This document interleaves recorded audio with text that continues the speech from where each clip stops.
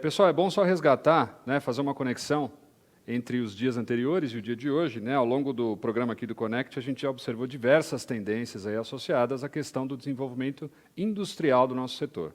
Né? Mas são tantas transições que estão acontecendo no mundo todo em relação a padrões de comercialização e consumo, e a gente começa a observar cada vez mais novos canais, né? E o que gera também demandas específicas para atender esses canais. Né? Então, hoje a gente vai tentar desvendar quais são esses canais e tentar oferecer a vocês um conteúdo que os ajude a interpretar bem quais são essas demandas desses canais. Então, para a gente já começar a fazer essa imersão total aí nas oportunidades e tendências do varejo de pescado, eu vou convidar aqui o nosso primeiro palestrante do dia, que é o Gregory Ribeiro. Vamos ver se a gente faz uma conexão com ele. Já está lá. Tudo bem, Gregory? Bom dia. Bom dia pessoal, tudo bem? Tudo ótimo, bem-vindo. Prazer estar contigo aqui. Excelente. Bom, pessoal, o Gregory ele vai falar sobre essa questão dos dados especificamente, né? Ele representa a Euromonitor, então vocês podem imaginar a qualidade da apresentação que a gente vai ter aí com esse mapeamento de tendências de todo o setor do varejo, né? No Brasil especialmente, mas que também serve para toda a América Latina, sendo o Brasil um grande país consumidor de pescado e de outros produtos alimentícios aí, eu tenho certeza que vai ser uma excelente apresentação. Então, Gregory, por gentileza, fique à vontade, os próximos 20 minutos aí são teus, você pode compartilhar já a sua tela, e assim que aparecer aqui para nós, a gente já te comunica para você não ficar vendido aí, para já conseguir começar a tua apresentação com calma, tranquilidade, tá bom? Perfeito, já está na tela, então acho que a gente é que tem que sair da tela agora e deixar o Gregory fazer aí a apresentação maravilhosa. Obrigado, Gregory. Fique à vontade. Eu que agradeço. Bom dia, pessoal. Agradeço novamente a oportunidade de estar falando com vocês hoje aqui no Seafood Show. Eu sou analista da Euromonitor e eu pesquiso o setor especificamente de alimentos. Então, o que eu vim trazer hoje para vocês é a visão que a gente tem das novas oportunidades, das novas tendências aí para os próximos anos para o setor de pescados. Então, vamos falar um pouquinho sobre esse mercado que está crescendo tão rápido. Né? Aqui, falando rapidamente sobre nós, a Euromonitor é uma empresa global de pesquisa de mercado.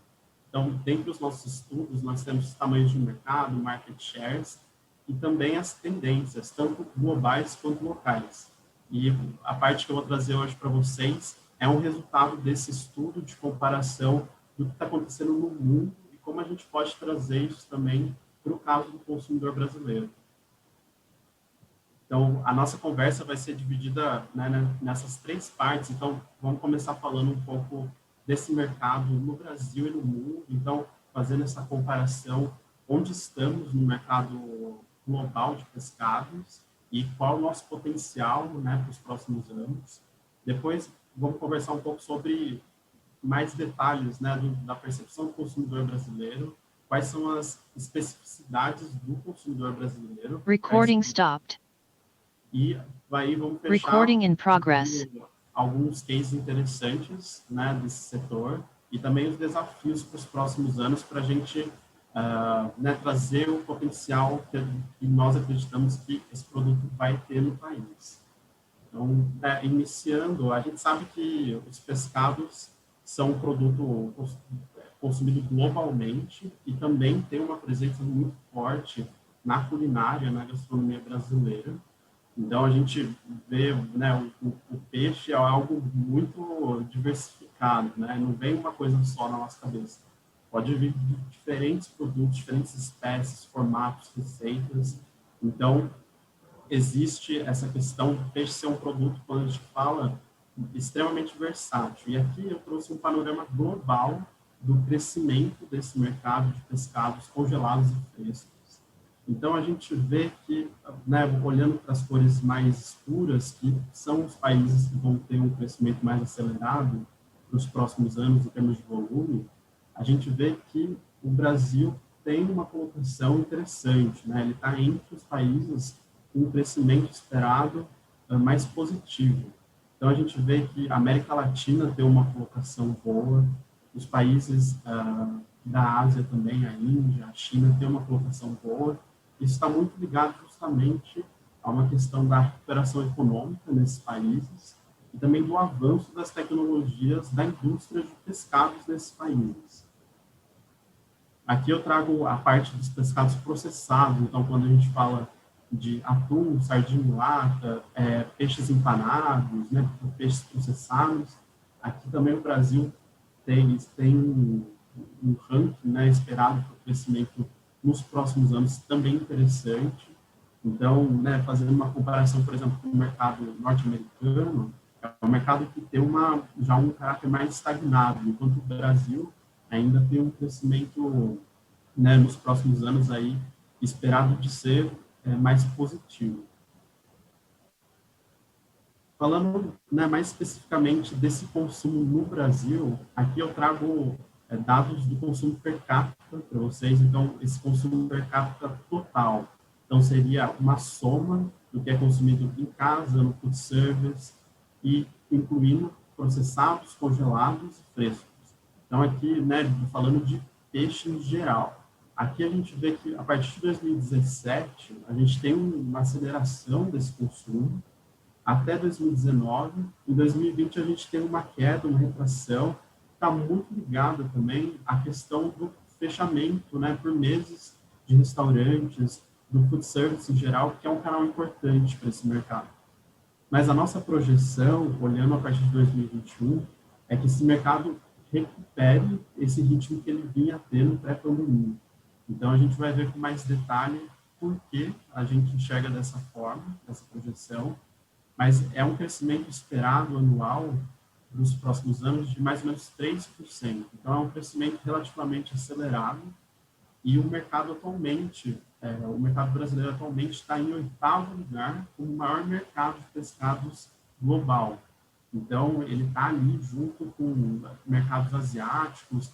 Então, é um mercado interessante que vai crescer aí para os próximos 5 anos. É interessante fazer uma comparação também que esses mercados, né, que estão à frente do Brasil no ranking, são mercados que têm consumo per capita, não total, já interessante, já elevado, enquanto o consumo per capita no Brasil ainda é reduzido em relação a esses mercados. E essa é uma comparação interessante que mostra o potencial que o pescado ainda pode ter no Brasil. Então, nós somos, em volume total, um mercado importante, mas ele ainda pode crescer em consumo per capita. E aqui falando, né, mais em detalhe, por que esperar um crescimento acelerado, um crescimento tão positivo para o setor no Brasil. Então, uma primeira questão é a gente pensar, né, qual é a percepção do consumidor em relação a esse produto, né, qual é a diferenciação que esse produto vai ter na escolha de consumo. Um primeiro ponto interessante, que a gente traz aqui dados do nosso survey, né, a nossa pesquisa direta com o consumidor, feita globalmente e com recorte específico no Brasil, sobre a questão da preferência da proteína. Então, a gente sabe, a partir dessa pesquisa, que por volta de 65% dos respondentes confirmaram que preferem peixe como fonte de proteína nas suas dietas. Então, aqui a gente já tem uma visão de que o peixe é um produto preferido, é um produto buscado pelo consumidor brasileiro. Um segundo ponto é a questão do benefício para a saúde do consumidor. Então, um dado interessante na nossa pesquisa também é que por volta de 41% dos respondentes afirmaram que consomem ômegas, né, inclusive o ômega 3, como suplemento. Então, o consumidor brasileiro é um consumidor que busca essa vitamina, que busca, né, esse benefício, e ele também traz esse interesse na hora de consumir o peixe. E um terceiro ponto, né, super importante, também entra na questão da saudabilidade, e por volta de 18% dos respondentes confirmaram que consideram a redução do consumo de carne, e aí principalmente a carne vermelha, como uma boa forma de perder peso. Então, aqui a gente já tem um panorama de como o peixe entra, né, nesse novo consumidor mais preocupado com a saúde, mais preocupado, né, com a saúde a longo prazo, e daí também a gente vê um grande potencial. E aqui fazendo uma comparação interessante entre as proteínas de origem animal. Então aqui eu trouxe os peixes, os ovos e as carnes, e aqui incluindo tanto a carne de porco, a carne bovina. E aqui fazendo uma comparação olhando os últimos 5 anos e os próximos 5 anos. Então, a gente vê que o consumo de peixes, por exemplo, ele avança de uma forma acelerada, né? A gente tem esse aumento no consumo per capita, enquanto o consumo de carnes, ele retrai em 2021 em relação a 2016, e o crescimento, a recuperação que ele vai ter para os próximos 5 anos, ele vai vir num ritmo mais devagar, menos acelerado do que para proteínas como peixe.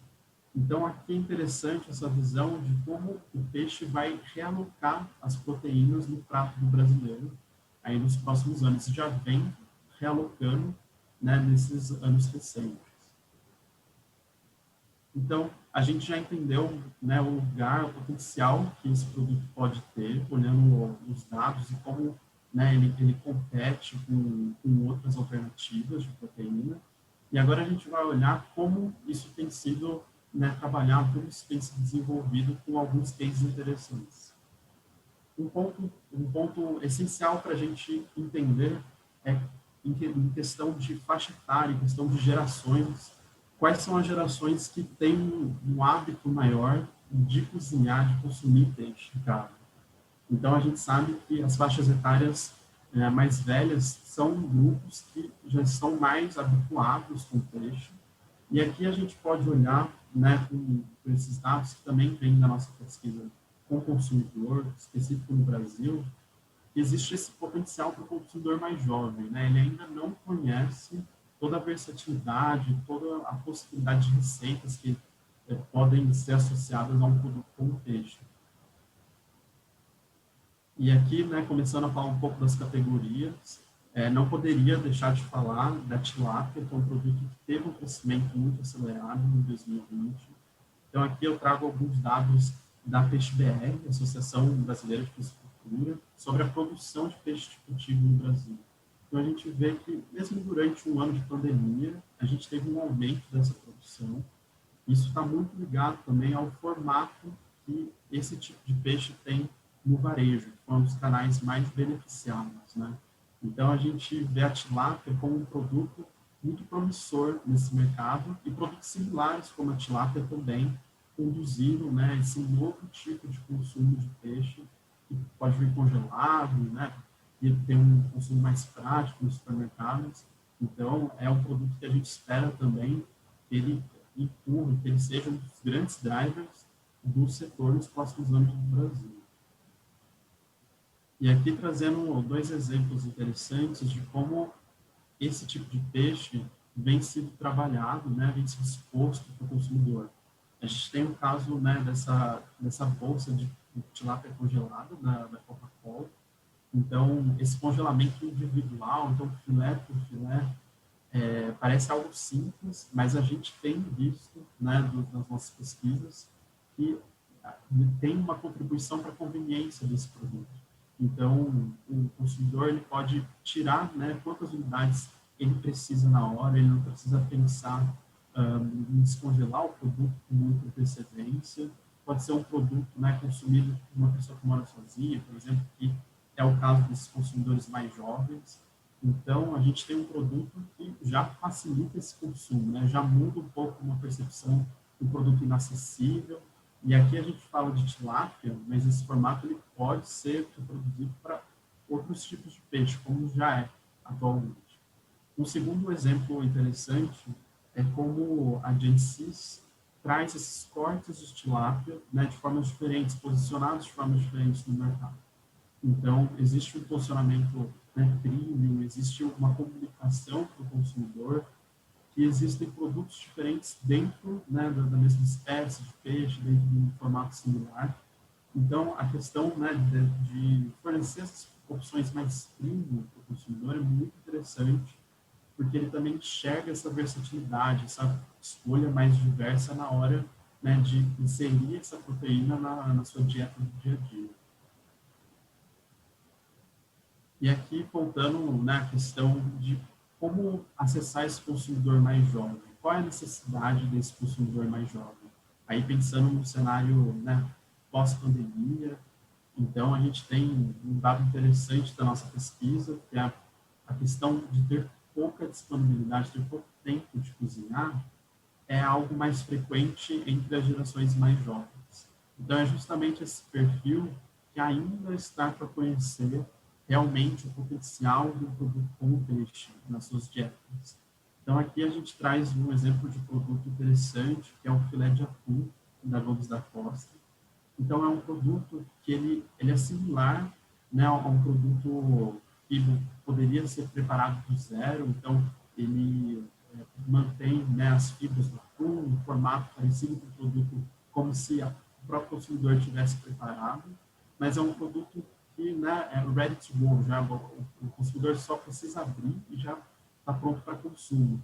Então, essa questão de ter um produto prático, né, um produto para ser consumido na hora, é um posicionamento, né, bem estratégico para acessar esse perfil de consumidor mais jovem. E falando, né, de outros casos interessantes, para a indústria de alimentos, né, em geral, o food service é um canal muito importante. Então, a questão de inserir o produto, né, desenvolver o aprendizado do consumo do produto, pelo consumo fora de casa, pelos restaurantes, é uma estratégia frequente no mercado de proteínas. E a gente retoma isso, né, para o caso dos pescados. Então, a gente já tem produtos, né, consolidados no food service, como é o caso dos peixes na culinária japonesa, então o salmão, o atum. A gente tem, né, a culinária peruana também trazendo o peixe através do ceviche, desses outros tipos de preparos. Mas a gente também pode pensar, né, em quais outras possibilidades poderiam ser desenvolvidas aí nos próximos anos, no caso de pescados. Quais outros formatos, quais outras espécies, né, quais outras receitas podem serem comunicadas para o consumidor através dos restaurantes e depois trazerem esse interesse de serem reproduzidas dentro de casa. Então, uma aposta interessante é a questão das salad bars. Então, essas boutiques, esses restaurantes especializados em saladas, em pratos mais saudáveis, são um canal interessante para os pescados. Porque, como a gente viu, eles são já considerados como proteínas mais leves, mais balanceadas. Eles são associados com redução de peso, né, com um benefício também pelo ômega 3. Então, o posicionamento desse produto dentro de uma salada, dentro de um prato mais equilibrado, é estratégico, né? A gente enxerga bastante potencial, aí falando de tilápia, falando de frutos do mar, né? Existe uma gama muito diversa para a gente trabalhar o lugar do peixe dentro desse consumo mais fresco, talvez um prato gelado. Então, é algo, né, a se pensar e desenvolver para os próximos anos. O segundo ponto é como, né, mais do lado da indulgência, como que a gente pode reinventar essa percepção do pescado, né, aqui trazendo um exemplo de fast food, que é a Notorious Fish. Então, é um restaurante especializado em trazer formatos de fast food de pescados. Então, a gente tem fish and chips, a gente tem sanduíche de salmão. Então, aqui o peixe ele traz um formato, né, menos comum que a gente vê, no formato de sanduíche, no formato, né, mais indulgente, e também tem um apelo estratégico para esse público mais jovem. Então, aqui existe essa questão da descoberta do produto, né? Esse consumidor ele vai descobrindo o sensorial do pescado, as possibilidades do pescado, no caso, né, do consumo fora de casa, do food service, e depois ele vai poder trazer isso, né, nas suas próprias receitas, nos seus preparos dentro do casa, e a partir disso vem esse aprendizado da versatilidade do produto, que a gente acredita ser um dos grandes drivers para o setor. Então, para resumir na nossa discussão, aqui eu trouxe 3 pontos principais que a gente enxerga como os grandes potenciais para pescados.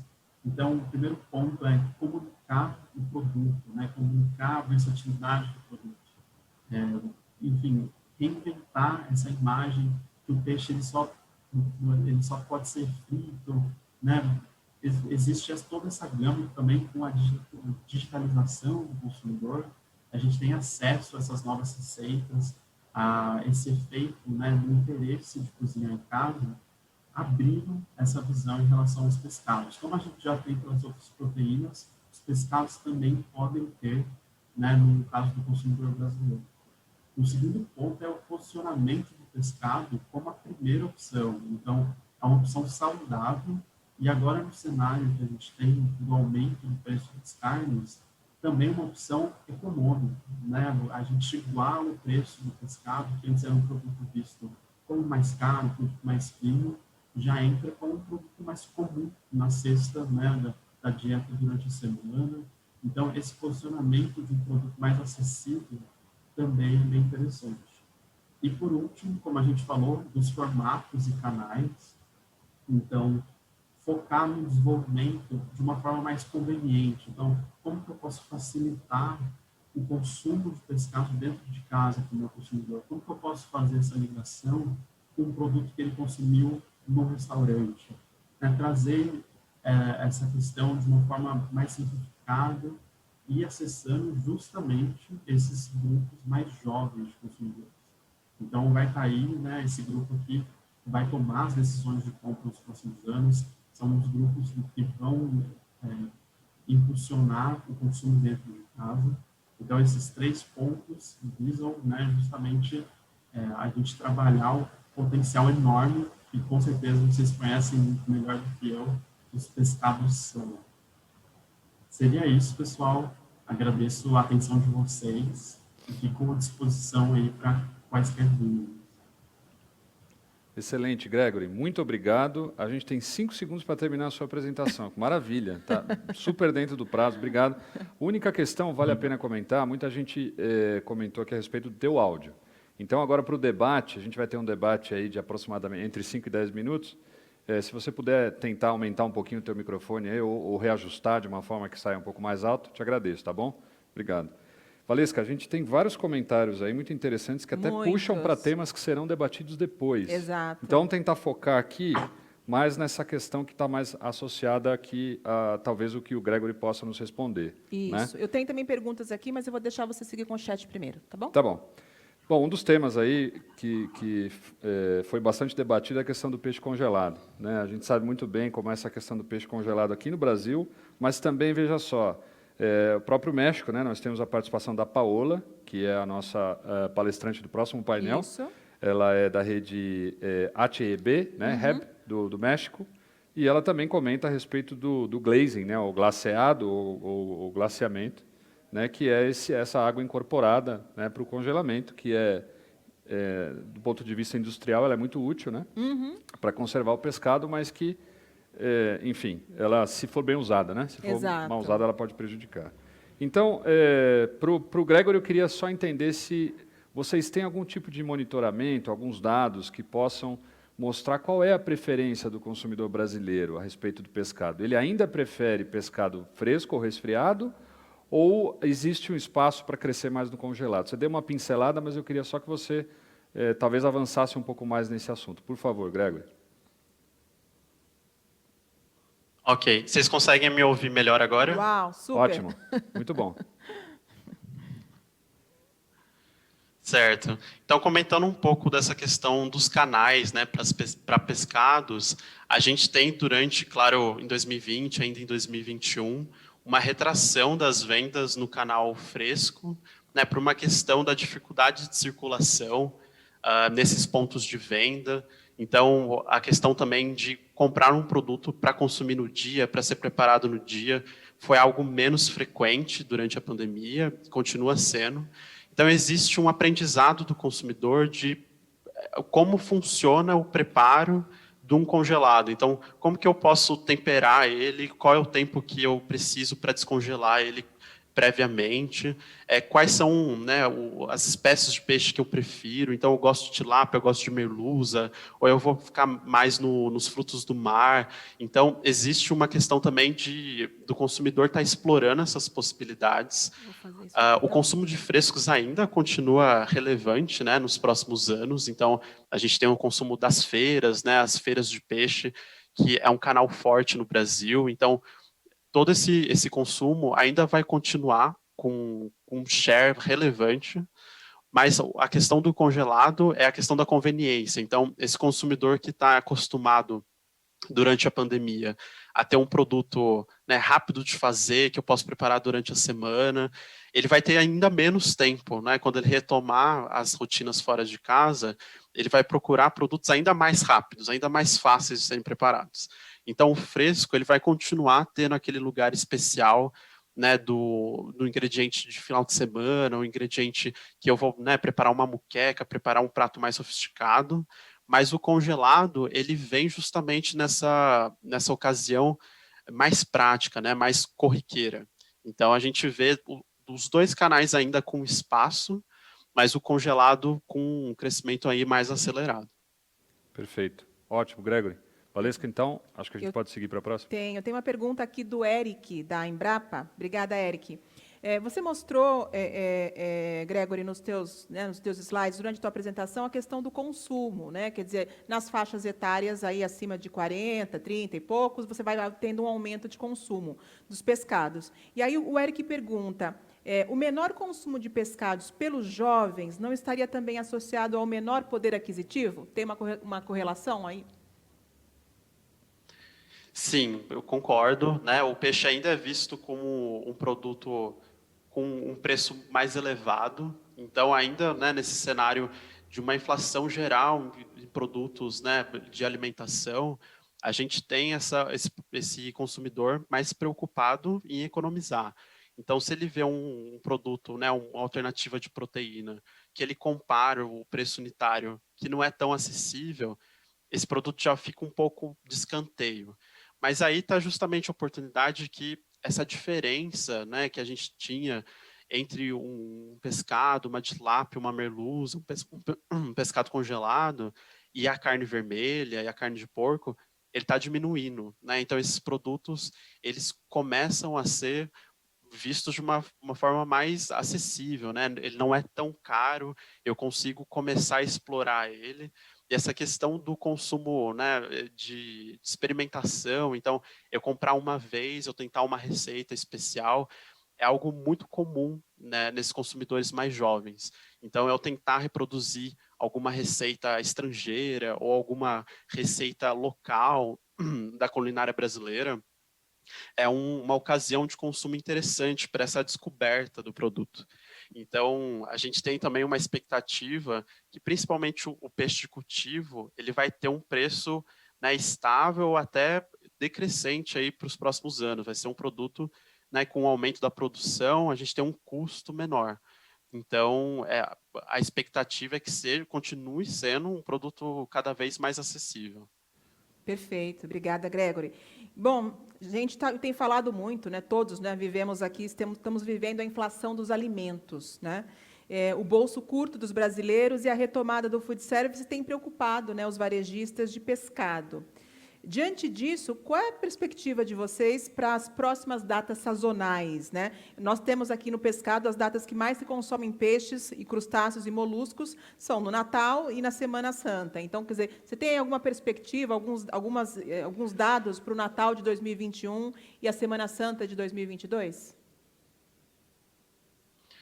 A expectativa para essas datas é sempre que existe um pico, né, no consumo desses produtos mais específicos. Então, a gente tem, né, o bacalhau, esses peixes salgados com consumo durante a Páscoa, alguns frutos do mar aí, né, nas festas de fim de ano. Existe, claro, um cenário econômico que provavelmente vai levar a uma retração desse consumo em comparação a períodos pré-pandemia. Então, a gente vê que, em geral, é um consumidor que tem uma renda, né, mais reduzida, então é um consumidor mais cético em relação a esses produtos que são considerados mais caros. Mas, por outro lado, vai ter um movimento de adaptação. Então, a gente vê que o consumidor ele não vai deixar simplesmente de consumir. Ele vai procurar alternativas mais acessíveis, então ele pode trocar, né, o formato do produto, então em vez de comprar um peixe salgado, um bacalhau, né, que uma espécie mais cara, ele pode trocar, né, por algum atum, por um peixe para ser assado, então ele faz esse trade down, ele faz essa adaptação do consumo.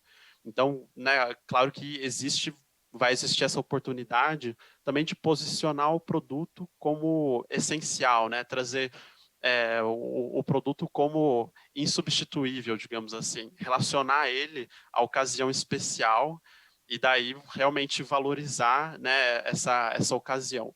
Mas, de fato, vai existir essa retração, porque a renda, né, que é alocada para alimentação, ainda que uma das prioridades para o consumidor brasileiro, ela está numa situação tanto, né, delicada, como a gente vê. Então, esse cenário ainda é um pouco de retração. Perfeito, Gregory. Nossa, é isso mesmo, né? A gente está falando para uma sociedade que nós sabemos, né, que está economicamente empobrecida, né? E aí é importante esse posicionamento que você disse como essencial, né? Ou seja, precisamos incluir o pescado nessa cesta de produtos essenciais, né? E aí buscando, claro, a criatividade e essa conexão, a conveniência que tanto você mencionou, né? Ricardo, mais alguma pergunta? Eu vou ter que ser a chata da vez, mas eu deixo você fazer aí uma consideração. Não, a consideração era justamente essa, que o nosso tempo está um pouco avançado, e eu pediria ao Gregory, se ele puder, que fique um pouco no chat, responda ou comente alguns dos comentários que surgiram por lá, que são muito interessantes. Agradeço a toda a audiência aí, porque o pessoal está bem participativo. Só gostaria de comentar um pouquinho, brevemente, a questão da Manu. A Manu disse, estou chocada com essa informação. Na minha peixaria não vende congelado, né? Ela se refere ao comentário sobre uma expansão da categoria de congelados. E meu movimento dobrou na pandemia, pós-pandemia está se mantendo. Excelente, parabéns, Manu. Mas a única consideração que eu faria é que essas macro tendências, nem sempre elas se aplicam a todos os canais e a todas as regiões do país, né? O Brasil é muito diverso e a peixaria que ela tem no Rio de Janeiro, ela pode ter uma clientela que realmente não dispensa o peixe fresco.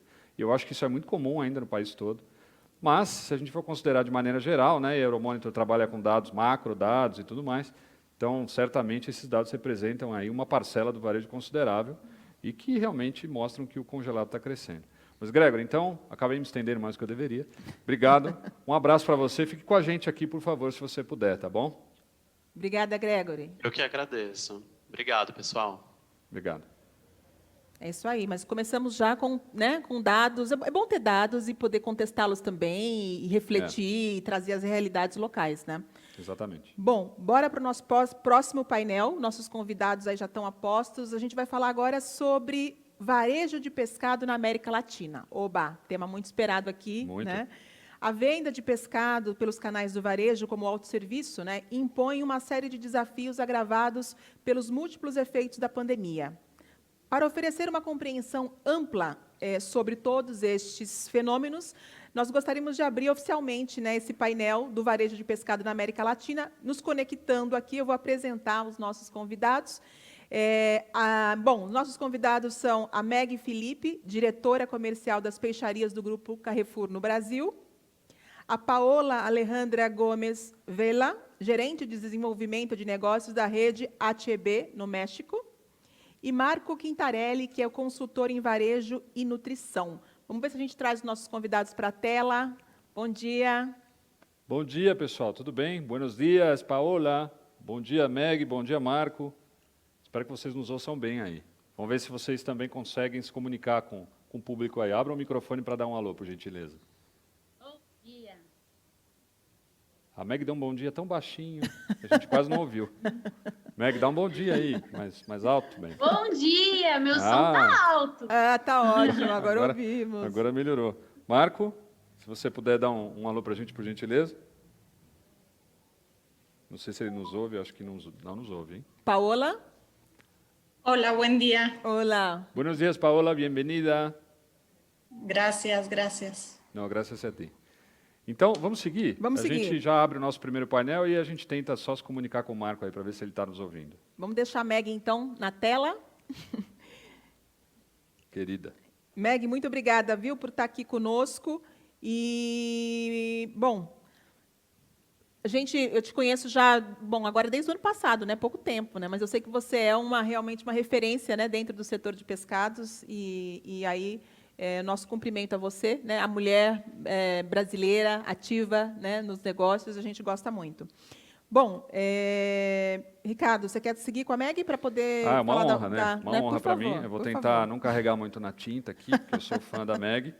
Mas eu preciso dizer que ela é a pessoa ideal para a gente materializar essas tendências todas, né? Para aterrissar tudo que a gente disse aqui a respeito dessas projeções, desses dados. A Meg traz a realidade do que está acontecendo no varejo. O Carrefour é uma rede com uma capilaridade tremenda, então, inclusive, essas diferenças regionais, ela sabe muito bem explorar e trazer aqui para nós. Mas o tema principal, né, que a gente se propôs aqui a tratar com ela é essa questão do pescado rastreado, né? O Carrefour se colocou o desafio de trazer, né, essa oferta de pescado rastreado em grandes volumes, né? Então, Meg, minha amiga, um prazer enorme estar com você aqui, se conectar contigo novamente, ainda que virtualmente, em breve estaremos todos juntos aí fisicamente, mas fique à vontade, por favor, os próximos 15 minutos aí são teus, para você compartilhar a tela e, enfim, nos brindar aqui com tanto conhecimento que você tem. Obrigado, viu? Bom dia, obrigada a vocês, um super prazer. Isso também as admirações são recíprocas dos dois aí. Aliás, parabéns, Francal, parabéns, Seafood, pelo trabalho que vocês sempre fazem de conectar a cadeia, de integrar, de trazer informação. Vocês estão aqui no Brasil, sabem a dificuldade que a gente tem nesse setor. E vocês nos brindam com esse presente, né, das possibilidades, assim, minha equipe participou das rodadas de negócio, estão super felizes e agradecidos. Então, assim, obrigada, parabéns. É uma honra estar aqui, assim, eu estou aqui me coçando por isso, porque meu tema é restrito, né, e eu estou vendo as discussões aqui, querendo opinar e falar, e, enfim, durante a apresentação eu vou acabar fazendo alguns cortes na rastreabilidade para a gente falar um pouco disso. Vou tentar subir aqui, não me estender muito. Então, para quem não me conhece, né, eu sou médica veterinária sanitarista, minha formação é bastante técnica, ingressei no varejo pela área técnica, mas hoje já há algum tempo eu estou direcionada toda para a área comercial. Então, eu estou diretora comercial do Grupo Carrefour Brasil, responsável pelas peixarias nacionais. A gente tem comerciais, que é uma pergunta recorrente, nas regiões, né, regionalizados, mas a nossa visão e a responsabilidade do meu time é ter a visão das peixarias nacionais. Deixa eu subir aqui um pouquinho, negócio na frente. Meg, a gente te avisa, tá? Quando aparecer na tela aqui. Tá meio lento para mim. Tudo bem. Isso, agora é só colocar em tela cheia, se você puder, dando F5 aí, por favor. Aí, ótimo. Foi? Foi, obrigado. Bom, ok. Então, assim, o time me chamou para falar um pouquinho de rastreabilidade. A gente vai passar um pouco pelo que é o Grupo Carrefour, porque a gente sabe que tem muita gente de fora e talvez não ligados ao varejo. Então, eu queria dar um pouco de dimensão do nosso desafio, de tamanho, né? Então, hoje é a empresa número 1 no varejo alimentar brasileiro, né? A maior dentro do país. É a segunda maior operação global do Grupo Carrefour. E dados os movimentos de mercado, para quem acompanha de varejo, muito provavelmente em breve a gente deve ser a maior operação do grupo, né, no mundo, que torna a nossa responsabilidade, não só como peixaria, mas como grupo, muito relevante. Emprega hoje no Brasil mais de 100 mil funcionários, o que torna ela um destaque, uma das maiores empregadoras privadas do país.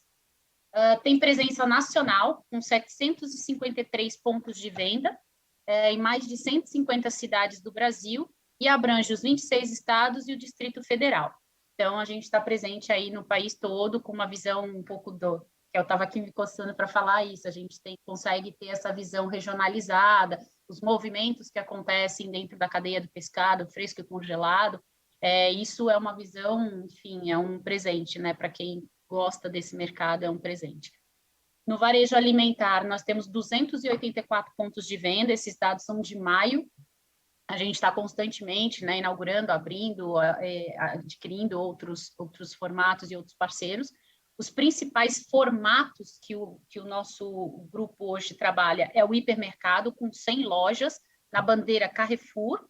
Nós temos 54 supermercados, são lojas menores, com 19 mil SKUs mais ou menos, nas bandeiras Carrefour Market e Carrefour Bairro, e temos 130 lojas de varejo de proximidade, que nós chamamos, que são lojas quase de conveniência, são um pouco mais amplas para uma loja de conveniência, porque traz perecíveis em algumas delas, mas com a bandeira Carrefour Express.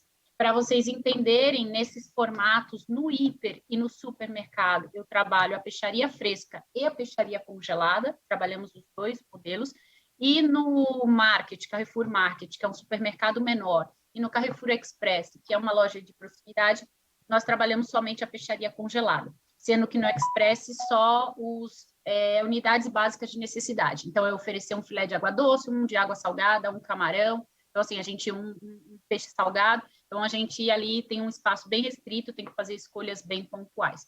Então, só para vocês entenderem um pouco do negócio que eu estou inserida.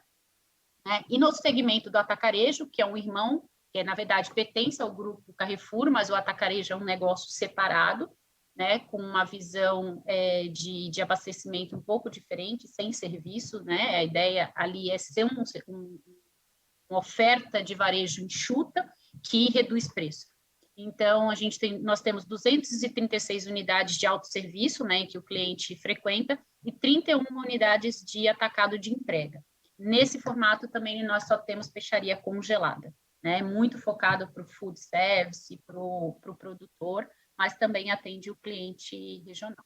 Então, isso era para dar um pouco de dimensão do que é o grupo onde eu atuo hoje e o tamanho dos desafios, né? Porque quanto maior a gente fica, maior fica o desafio. Falando um pouco do tema que vocês me convidaram, que é a rastreabilidade, eu só queria a gente alinhar conceito, então eu trouxe o conceito do Codex Alimentários, em que fala que rastreabilidade é a capacidade da gente acompanhar o movimento do alimento. Então, é você poder ter registrado todas as etapas por que esse produto passou. Então, seja da pesca, seja da produção, você ter a visão de que matéria-prima, de onde ela veio, por onde ela passou, o que ela foi submetida, até você entregar isso para o consumidor. Um ponto... Travou aqui. Pessoal? Oi? Oi, Meg. Oi, eu travei aqui, não sei, estão me ouvindo? Eu te ouço bem. A tua tela ficou travada. Vamos ver se você quiser conseguir descompartilhar e compartilhar de novo. Ixi, gente, não está respondendo nada. É o seu computador? Eu sei lá o que aconteceu aqui. Nunca aconteceu isso, não, mas sempre acontece alguma coisa nova, tranquilo, né? Tranquilo. A gente aguarda, não tem problema. Vê se voltou para vocês, para mim voltou. Um pouquinho que o pessoal da produção já voltou. Perfeito. Ok, vocês me ouviram o tempo todo? Ouvimos do Codex? todo o tempo, sem nenhum problema. Ok. Então, assim, acho que um ponto que é crucial nessa discussão é se rastreabilidade hoje é um diferencial, é um produto diferenciado. O que a nossa percepção como fornecedores de alimento para a população é de que cada vez menos, né, e com cada vez mais velocidade, a rastreabilidade deixa de ser um diferencial. Ela não é um diferencial, ela é uma exigência de mercado e uma necessidade do produto. Né? A gente sabe a deficiência, as dificuldades submetidas à nossa cadeia, mas pelos pontos que nós vamos passar daqui a pouco, a gente vai ver que ela deveria ser premissa, né? Então, por quê? O que a rastreabilidade deve responder? Ela deve responder que produto que é esse, por onde ele passou, de onde ele veio, então qual a procedência, para onde ele vai, de que forma foi transportado, que modelo de transporte, que matéria-prima foi usada, que insumos você utilizou para ter aquele produto, se ele foi higienizado com algum produto químico, se ele passou por algum processamento. Tudo isso tem que estar dentro do processo de rastreabilidade dele, porque impacta nesse produto final. Como ele foi cultivado, ou como ele foi pescado, onde ele foi pescado, né? Não só a forma, mas onde ele foi pescado. Se ele utilizou para produção agrotóxico, transgênico, se veio de fazendas, ou independente, se foi de pesca extrativa, se respeita as leis trabalhistas, se respeita o Instituto da Criança e do Adolescente, ou seja, as normativas que envolvem toda a relação de trabalho também das pessoas que produzem isso, se aplica metodologias de conservação, de preservação e conservação de meio ambiente. Então, assim, basicamente você ter que contar a história desse produto e tudo que afeta esse produto final para que as pessoas que vão adquiri-lo e comercializá-los possam tomar decisão se elas têm aderência aos seus valores, aos seus negócios e se de alguma forma a submete a risco. Importante falar, deixa eu fechar aquele negocinho aqui, acho que ele está aqui. Importante falar que ele é um ciclo vivo. Então, tem um erro aqui nessa imagem construída, que é de uma rota de unidireção. Na verdade, ele é bidirecional. Você tem que todos os elos da cadeia poder ter acesso a todas as informações a todo tempo. Então, se o fornecedor de insumo quiser saber quem é o consumidor do produto que é gerado, do insumo que ele fabrica, ele tem que ter acesso, ele tem que estar integrado nessa cadeia de valor e de rastreabilidade desse processo. Outro ponto super importante é a qualidade e a segurança. Então, você tendo a rastreabilidade do produto, isso traz muito mais segurança para o processo. E aí, falando em qualificação dos elos da cadeia e geração de qualidade, quando você tem que conectar toda a cadeia, você tem que capacitar as pessoas que estão envolvidas em cada elo dessa cadeia. Isso traz um ganho para o processo de qualificação das pessoas e dos elos e da qualidade final do produto, porque todos passam a ter entendimento mais amplo, né, e visão melhor de todo o negócio, de todo o processo. Ele facilita uma comunicação de ponta a ponta, que é isso, todos os elos poderiam estar integrados. Ele cria um diálogo, abre um diálogo com o consumidor, né? Então, ele abre uma porta para que o consumidor que está com o produto lá no prato possa entender o que acontece com essa cadeia. Isso hoje, para a cadeia do pescado no Brasil, para a cadeia de produção de alimento em geral, no Brasil, mas para o pescado a gente sabe que é um agravante, né? As pessoas desconhecem a origem dos produtos, as pessoas desconhecem, existem pessoas que até hoje não sabem que grande parte do nosso salmão vem do Chile ou do Alasca, as pessoas não sabem se o camarão é de cativeiro ou de pesca extrativa, e isso a gente fala de qualquer camada da população, tá? A gente não está falando de uma população leiga ou com baixo acesso à informação. Você pegar pessoas de alto poder aquisitivo, às vezes, e alto índice de escolaridade, etc., você vai discutir a cadeia de pescado, você vê que é uma incógnita para a população, né? As pessoas têm muito baixa relação com essa história do produto, seja ele de cultivo, seja ele de pesca extrativa. E é vital para o recall, que é o que eu falei ali, que é o fluxo reverso. Então, assim, ele não é só da origem ao consumidor, ele tem que ser do consumidor à origem também. Então, ele tem que ir e voltar o tempo todo, porque qualquer processo, um dos grandes ganhos da rastreabilidade é que qualquer falha possa ser identificada e tratada, e que esse produto, qualquer falha que ele tenha, ele possa ser recolhido ou retratado em toda a cadeia. Eu vou voltar um pouquinho, só falar agora um pouquinho da peixaria do grupo. Então, assim, o que é a peixaria para o Grupo Carrefour, né? Eu falei lá no comecinho que em todas as lojas de hipermercado e supermercados maiores na bandeira Carrefour Bairro, nós temos peixaria fresca e congelada. E aí é um pouco do que eu estava me coçando aqui, né, para interferir nos outros debates, que é a questão, essa relação de peixe fresco e peixe congelado. Eu estou aí há mais de 20 anos no varejo, né, na comercialização mesmo nacional, e eu posso falar com propriedade que o salto de qualidade de pescado congelado nacional deu gratificante, né? Eu vivi no início da minha carreira um pescado congelado com uma qualidade muito comprometida, né? Com muita dificuldade, com excesso de glaciamento, com trocas de espécies recorrente, né? Frequente. Enfim, tínhamos muitas dificuldades com o pescado congelado. O cliente tinha uma baixa aceitação por isso, porque as surpresas negativas eram constantes, né? De chegar em casa, descongelar o produto e se deparar ou com um produto de baixa qualidade, um produto com má toalete, um produto que ele comprava 1 quilo e quando ele ia produzir, ele só tinha meio quilo, né, de produção.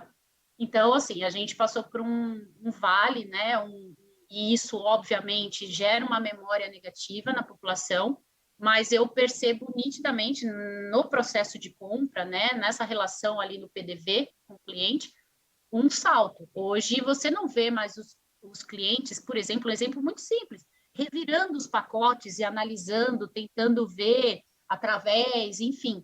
Antes isso era regular. Você botava uma oferta de um produto empacotado, né, um produto congelado empacotado, as pessoas reviravam aquilo, as pessoas mexiam, as pessoas chacoalhavam, as pessoas olhavam, elas queriam ver o que estava dentro, elas queriam ver o tamanho do glazer. Hoje você não vê mais isso, você vê pessoas pegando cegamente, elas sabem o produto que ela quer, elas vão na gôndola congelar. Estou trazendo esse ponto, por quê? Porque eu vou falar agora de um valor para a gente que é muito importante, que é a peixaria fresca. Por outro lado, o que a gente observa é que as peixarias frescas, elas vêm encolhendo cada vez mais, né? embora o brasileiro tenha essa preferência, mas eu acho que muito ligado a isso, o peixe fresco ele conseguia essa percepção de qualidade muito mais imediata, né? Levantava o peixe ali e falava, opa, e o empacotado ou congelado em bloco, essas coisas, ele tinha que esperar chegar na casa dele para fazer uma análise de realmente do que ele estava adquirindo. Acho que hoje essa relação é diferente, hoje que já é mais uma decisão de compra mesmo, de opção, mas a gente valoriza muito a peixaria fresca por conta desse programa que eu vou falar agora. Vou passar depois pelo Act for Food, e dentro do Act for Food a gente valoriza muito o produto in natura minimamente processado. Então vamos chegar lá. Falando de rastreabilidade para o Carrefour, é um processo sem volta, é isso, é como lá no passado, como a gente criou os processos de barrar os excessos de glaciamento, trabalhar produtos sem rastreabilidade cada vez mais vai ser uma opção não possível para nós, né, não permitida para nós. A gente entende que a cobrança da rastreabilidade é fundamental para a evolução das cadeias produtivas, exatamente isso, tudo que eu passei ali para trás, né? Então, ele traz crescimento, ele traz conhecimento, ele traz segurança para o consumidor, para quem comercializa, para quem produz. Então, a gente entende que direcionar as cadeias produtivas, nossos parceiros, né, e fornecedores, para essa visão de que rastreabilidade é fundamental e necessária, é entender que a gente está contribuindo para a evolução dessas cadeias produtivas e para oferecer segurança para o nosso cliente. E aí, aquilo que eu queria contar um pouco para vocês, nós temos um pilar interno, que é o Act for Food, que eu vou abrir aqui um parêntese para falar, nossa, tem um negócio bem na frente, mas tudo bem. Vão aparecer umas coisinhas. Então, assim, o que é o Act for Food, né? Há 3 anos, o Grupo Carrefour Global, o Grupo Carrefour Mundial, fez um pacto global de ser líder na transição alimentar. Esse é um pilar que permeia o grupo todo, todos os departamentos, mundialmente. Então, o que é isso? É um compromisso mundial do Grupo Carrefour de levar a todos os clientes nos países que ele está presente a possibilidade de ter acesso fácil a uma alimentação saudável, sustentável e acessível. Então, é a gente garantir que a gente está contribuindo para a população mundial comer melhor, porque a gente entende que a pessoa que come melhor tem uma vida melhor, né? Então, como que o Carrefour pode ser líder, pode liderar uma frente de contribuir, já que ele é um dos grandes líderes, né, de comercialização alimentar mundial, como ele pode contribuir para a saúde mundial, né? Pode contribuir com a saúde das pessoas, com a melhoria da qualidade de vida das pessoas. Então, garantir acessibilidade, e aqui passa também por preço, então, assim, obviamente, o varejo sempre briga por preço, mas, assim, se torna um compromisso maior nesses produtos. A questão sustentável, então, tipo, você não está impactando os meios sociais, econômicos e ambientais, e uma alimentação saudável. Passa pelo pilar de Act for Food também combater o desperdício de alimento, que a gente sabe que é algo que a gente trabalha um pouco à margem disso, né? Mas principalmente na cadeia do pescado, no hortifruti, né? Que a gente chama de FLV, que é frutas, verduras e legumes. A gente sabe também que são a quantidade que o Brasil joga fora de alimento e o que o mundo joga fora de alimento. Então, como a gente pode, de alguma forma, fazer ações constantes e sustentáveis, né, de longo prazo, para combater esse desperdício. Então, a gente tem muitas frentes dentro das operações, dentro das lojas também, fazendo trabalhos de recuperação de alimento, de produtos que não precisam ser descartados. Nós temos uma frente no FLV que chama Únicos, e que eu acho que a gente pode pensar para o pescado uma adaptação, e os únicos são pegar produtos que têm carinha feia, uma cenoura que está se torta, um inhame que está fora de tamanho, pegar produtos, verduras e legumes que estão fora de um padrão comercial, que as pessoas querem todas as batatas do mesmo tamanho, todos os tomates do mesmo tamanho, num padrão de tamanho aceitável, pegar tudo aquilo que sai dessa classificação e vender 20% abaixo do preço para a população. Então, as lojas têm uma banca de únicos, onde você encontra produtos com alta qualidade, com carinha feia, e que, né, tem um preço super acessível. Então, são ações desse jeito, só para a gente situar, né, que tipos de ações são essas. A gente não tem essa ação ainda para o pescado, mas o pescado é entendido dentro desse pilar de Act for Food como um produto naturalmente entrega esses valores. tirando as questões que a gente tem que tratar, que são as questões sustentáveis e as questões de rastreabilidade, que essa cadeia precisa evoluir. Então, assim, eu tenho o pilar do Act for Food dentro do pescado como vital, principalmente o pescado fresco, porque você entrega saúde pura para esse cliente, né? E aí, 100% disso se você rastreia e se você não impacta o meio ambiente. Então, imagina o tamanho do meu desafio, né? Então, para vocês terem uma ideia, a meta do grupo é até 2022, pelo menos 50% do pescado que eu comercializo ser 100% sustentável. Então, é um desafio grande de trabalho com a cadeia, de trabalho com os nossos parceiros. Para fazer tudo isso, existe rompimento de barreiras de falta de informação, que é o que a rastreabilidade permite trazer, né? Clareza e informação, facilitando o alimento saudável, produzindo a responsabilidade socioambiental. Então, eu tenho um desafio aqui de me comunicar com esse cliente, né? Vocês viram o tamanho, né? A expressividade do tamanho de lojas, quantidade de lojas e estar em todo o país, né? Então, como que a gente comunica para esse cliente saúde e relação com esses produtos? O pescado fresco e congelado são pilares para a gente comunicar isso. Dentro desse pilar, a gente também é signatário do Pacto Global, tem o alinhamento com a Agenda 2030 e com a ODS liderada pela ONU. Bom, desculpa o parênteses, mas era para vocês entenderem o tamanho da encrenca, né, do desafio.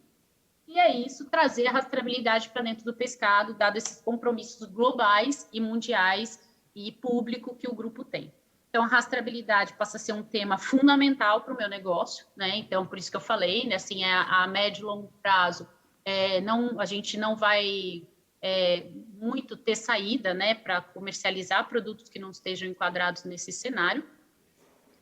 O que a gente entende é que é possível fazer rastreabilidade de modo muito simples, né, com papel e caneta, né, com uma planilha de Excel e etc. Mas, lógico que as ferramentas e os sistemas que controlam conexões rápidas e eficientes e que blindam essas informações, principalmente, trazem muito mais segurança e são muito mais bem-vindas. Então, pensando nisso... Oi. Desculpa te interromper, mas mais um minutinho, será que você consegue concluir? Porque a gente avançou um pouquinho. Vamos lá. Tá bom. Obrigado. Tá bom. Então, pensando nisso, foi a primeira varejista alimentar nacional a utilizar o blockchain, né, utilizar a ferramenta de blockchain para rastrear alimentos, e começou em 2019.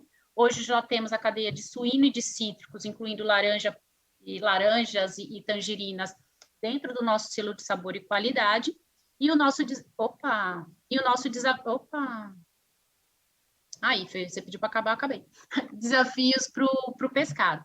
Então, assim, nós estamos evoluindo rapidamente na cadeia de cultivo, né, que é muito mais factível e mais acessível aos dados e às informações, e a cadeia de cultivo de camarão.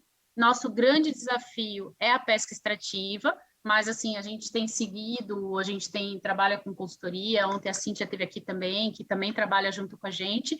A gente tem aí alguns exemplos mundiais de empresas e fornecedores que já construíram esse trabalho. Óbvio que eles têm uma pesca extrativa mais normatizada e mais estruturada do ponto de vista de desenvolvimento, e o nosso maior desafio, como o tema traz, são os nossos volumes. Mas, como eu falei, a gente vem avançando fortemente, a gente acredita que muito em breve a gente tem um lançamento importante aí para comunicar para a cadeia. Nosso principal objetivo, nossa prioridade é poder trazer clareza para o nosso cliente, né, contando a história do peixe, né? Então, ao mesmo tempo que a gente impacta positivamente o ambiente e o planeta, a gente poder impactar com isso a vida das pessoas com saúde. Esse é um pouquinho rápido da história para contar, né, desafiador o tempo, mas é isso. Um pouco do resumo é isso. Tá ótimo. Meg, não tem problema, a gente só vai tirar, das 5 perguntas que você recebeu, a gente vai tirar 3, aí vai sobrar só 2. E também não esquenta em relação ao teu gatinho aí, ou gatinha, porque você botou uma foto de peixe, ele apareceu. Na hora ele apareceu, na hora que ela botou a foto de peixe, você viu? Mas é isso aí, gato gosta de peixe também, tanto como a gente, né? Também. É isso.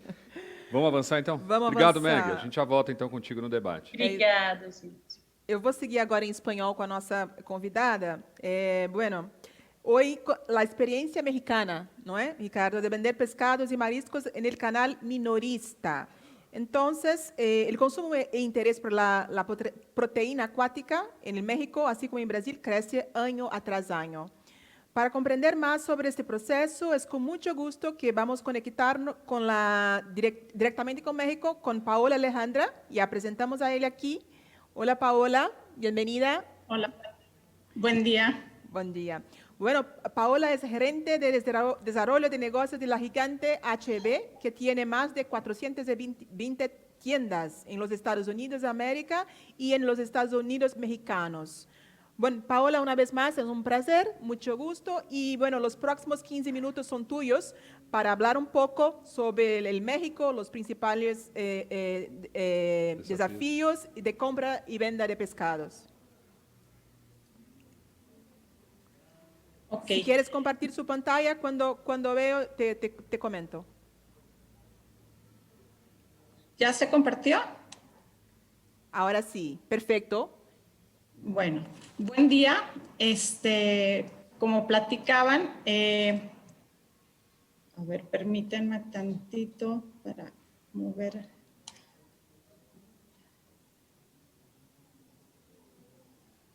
Ahora sí. Hablábamos de lo que viene siendo, pues, la empresa donde yo trabajo, un supermercado a nivel internacional que inició tiene ya 110 años de hacer historia en 1905 en Kerrville, Texas, y posteriormente vinieron aquí a México a iniciar su primera sucursal en el 97, ya tenemos 25 años, y pues a mí me toca hablar por la parte de México, de las 71 sucursales en las cuales abarcamos, ¿verdad? Soy gerente de desarrollo de negocio, a mí me toca desde desarrollar productos de pescados y mariscos, trabajar muy de cerca con el proveedor para ver qué tipo de productos son aptos para mi cliente, ¿verdad? Y qué viene, o sea, qué más podemos desarrollar y ser punta de lanza en lo que viene siendo el mercado de venta de pescados y mariscos.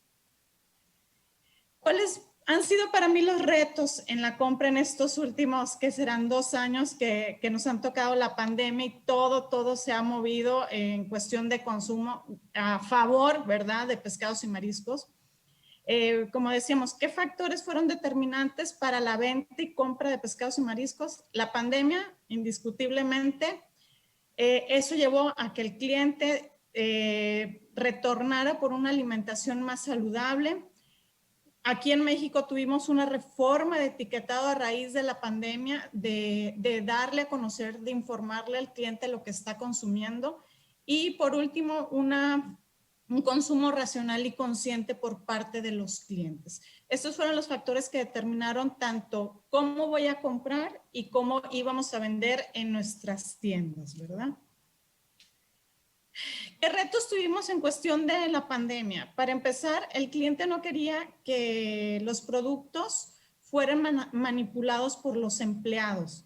Entonces tuve que trabajar con todos los productos frescos y no frescos que fueran vendidos a granel con el proveedor para que ya me llegaran preempacados, sin que tuviera el empleado que manipular directamente a la vista del cliente, ¿verdad?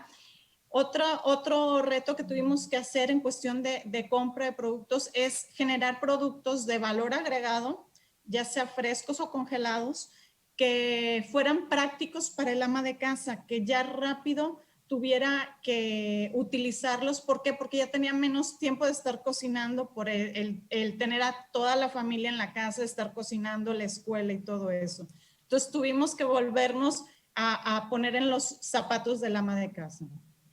Otro aspecto que también fue muy importante fue el cambio de hábito de estudio. Como les comentaba, se desarrollaron muchos productos que son ready to cook o ready to eat, listos para cocinar o para comer, principalmente congelados.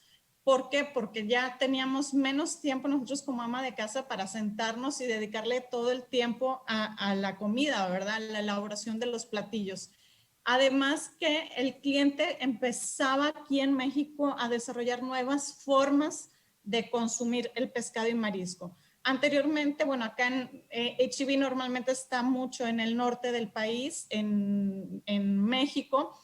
Estamos pegados con el estado de Texas, Estados Unidos. Entonces, el mayor consumo de proteína es la res a la parrilla, en forma de barbecue, ahumados, todo eso. Entonces el consumo de 1 a 8 es mayor en la res contra pescados. Entonces, ¿qué empezamos a desarrollar? Empezamos a darle productos que el cliente pudiera meter a la parrilla o al asador, como acá lo llamamos en el norte. Y además que también, como se cerraron restaurantes, el cliente empezó a consumir pescados y mariscos en la cena. Normalmente lo consumían en la hora de la comida, sin embargo, ya empezaron a cenar pescados y mariscos, por ejemplo, un pulpo a las brasas, unos tacos, como acá se consumen mucho. Entonces, también cambió toda esa forma de consumir. Otra cosa, el precio de venta. Yo tenía que comprar de acuerdo a cómo iba a vender yo en las tiendas. Ejemplo, tuvimos que cambiar productos cuya presentación eran de 1 kilo por medios kilos o 650 gramos. ¿Por qué? Porque como toda la proteína hubo desabasto en la pandemia, pues a mayor demanda, que tuvimos mucha demanda el 2020 en pescados y marisco en el autoservicio, pues obviamente se incrementaron los precios y como apoyo a la economía familiar tuvimos que reducir los factores de empaque de los productos.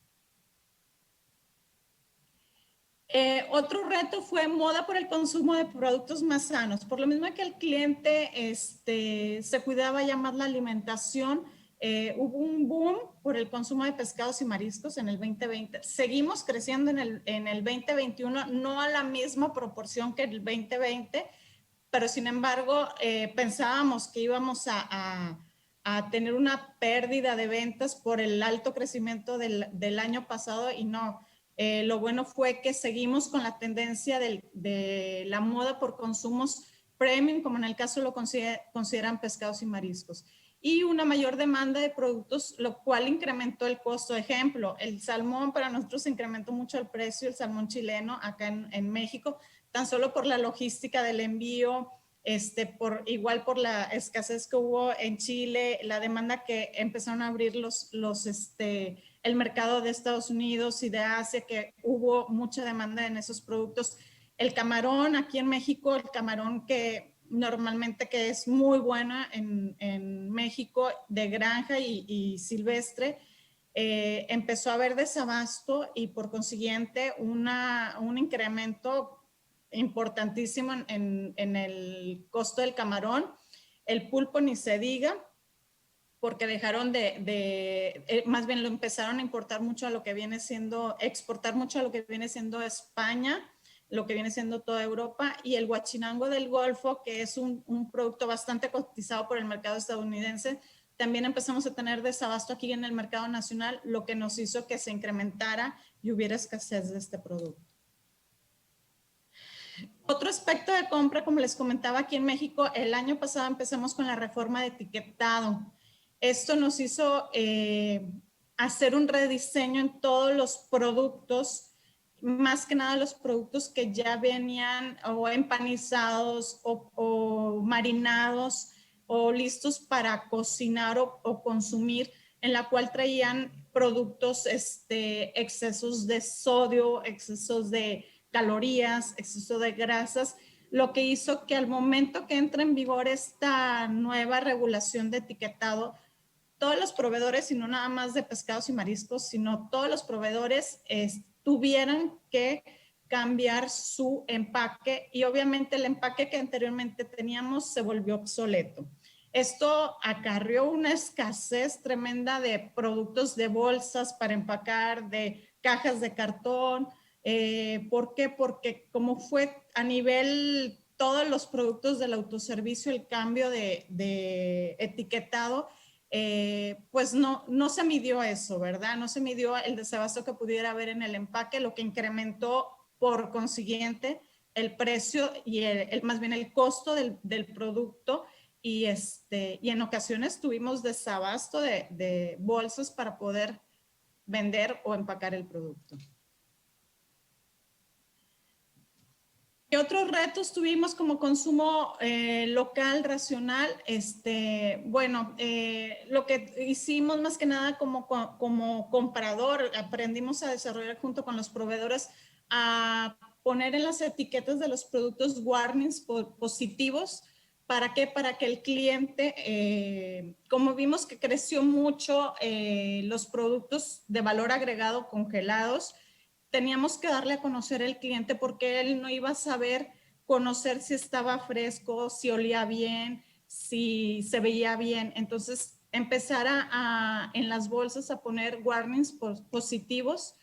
También, a raíz de la pandemia, desarrollamos un festival que se llama Festival Viajando por México, que más adelante se los voy a platicar, en la cual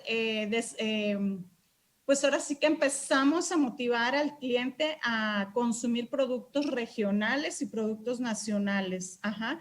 Entonces, igual en los empaques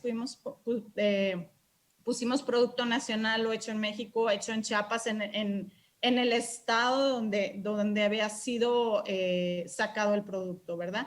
Y como un consumo responsable, desarrollamos como H-E-B un programa de pesca sustentable o sostenible, en la cual se empezó a atraer a varios proveedores que ya estaban certificados con sus productos, con certificaciones, por ejemplo, en cuestión de productos de granja, VAP o ASC, y en productos de pesca silvestre, MSC, y en los pequeños productores como cooperativas, programas de mejora pesquera. Entonces, se está trabajando muy de la mano con productores nacionales con este tipo de programa. ¿Cómo vendimos a raíz de la pandemia? Como les decía, el cliente normalmente de pescados y mariscos necesita ver la frescura del producto, que huela fresco, que se vea fresco, que se sienta fresco. Entonces, pues la pandemia no nos permitió dejar que el cliente manipulara el producto. Entonces, incluso probar el producto. En ocasiones, el autoservicio vive mucho de las degustaciones que nosotros proporcionamos al cliente. Entonces, ese fue uno de nuestros retos, ver cómo le íbamos a hacer para vender los productos frescos. Tuvimos que, ahora sí que empacar todo como vienen en las fotografías, y ahora sí que le decíamos al cliente, esto es lo que tú me puedes comprar, gramaje mínimo, no menos. ¿Por qué? Porque ya no podíamos manipular el producto. Y como de pescados y mariscos es un departamento de experiencia de compra, pues así como que nos estábamos contradiciendo, ¿verdad? Porque ya estábamos anteponiendo muchos peros a la venta de productos. ¿Qué otro reto nos hemos enfrentado? La difusión de información de productos, de educar al cliente, de ver cómo lo va a hacer, no nada más empanizado o empapelado, sino qué otras opciones podemos hacer. Tuvimos que diseñar, por ejemplo, en esta cuaresma, códigos QR, páginas en Instagram en la cual estábamos dando opciones al cliente de cómo consumir los productos que tenemos nosotros en el autoservicio, ¿verdad? Y creció mucho a raíz de la pandemia la venta por e-commerce. Ahí sí el cliente confiaba 100% en la persona que le iba a escoger el producto como si fuera el producto mejor. Ajá. Entonces, por consiguiente, tuvimos que elevar mucho la calidad de nuestro producto en el autoservicio. Y como les comenté, información en redes sociales de los beneficios y sugerencias de usos del producto. Otro reto nos llevamos en cuestión de la venta, informar al cliente de los atributos y procedencia de los productos. Les comentaba anteriormente del programa de festival Viajando por México, de apoyo a productores, se señalizó todo esto y todo esto viene a raíz de impulsar la economía nacional, ¿verdad? Necesitábamos salir de esto a raíz de la pandemia. Como les comenté, Viaje por México, consumo nacional, vive saludable, alimentación saludable y a la parrilla con los nuevos cambios de hábito que manejábamos. Y por último, el programa de pesca sustentable, nuestra primer fase lo dedicamos a los productos a graneles. Así es como actualmente se ven nuestras vitrinas. Desarrollamos marcas propias, como ahí dice HB, reservas responsables, sin antibióticos y sin hormonas, son productos de cultivo, el cual están certificados los proveedores, y productos de pesca silvestre, que son productos silvestres o salvajes, como lo conocemos, cual también están certificados como sostenibles. Y por último, a HB le encanta hacer, contar historias. Y nos tocó hacer en el festival Viajando por México, contar una historia fuimos a visitar una de las granjas en Ensenada, Baja California, en la isla de Todos los Santos, de la lobina rayada, y para que el cliente conociera más, ¿verdad?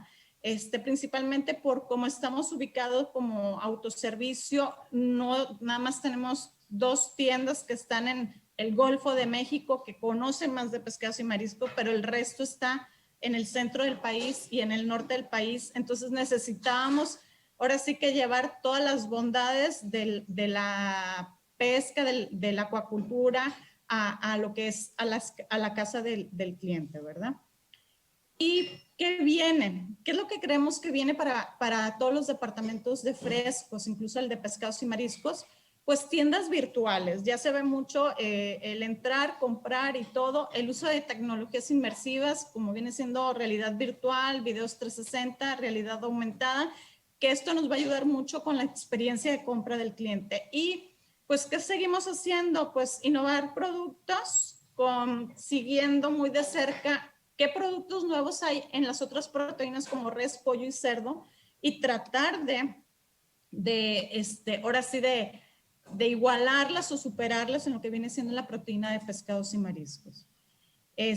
Por mí sería todo.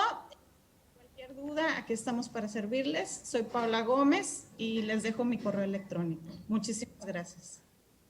Muchas gracias, Paola. Muy interesante cómo tenemos tantos retos comunes en nuestros países, ¿no?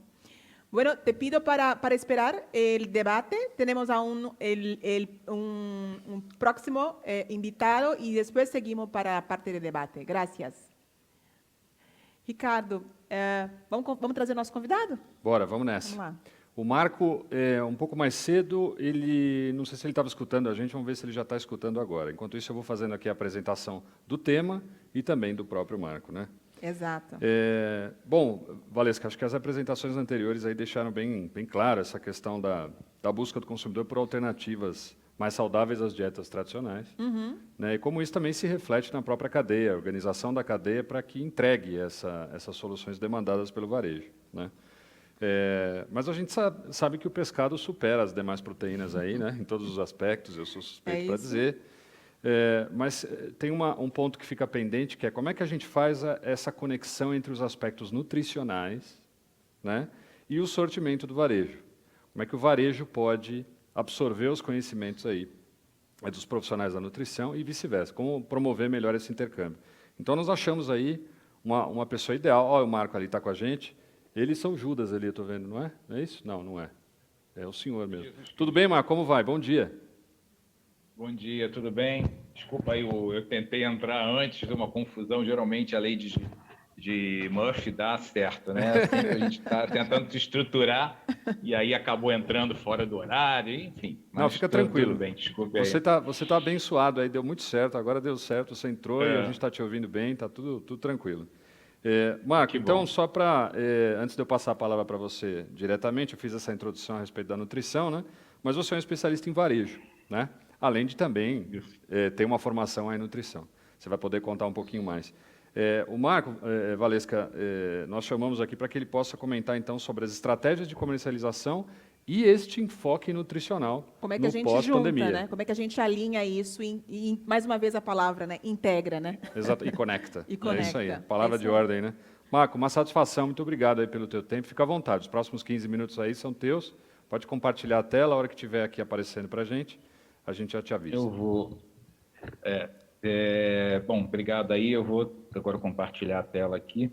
Deixa eu só ver se não vai dar problema novamente. Sem problemas, a gente espera.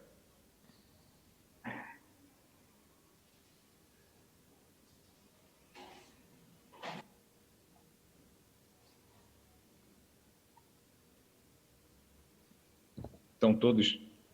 Ver se já estão vendo. Ainda não. Eu acho que deve estar a caminho. A gente está em São Paulo, você está no Rio, é isso? Isso. Aí demorou um pouquinho, é isso? Ó. Agora sim, agora perfeito. 4 horas, Agora né? tá. 4 horas de viagem. Mas chegou. Chegou a apresentação, fica à vontade. Chegou. Tá bom.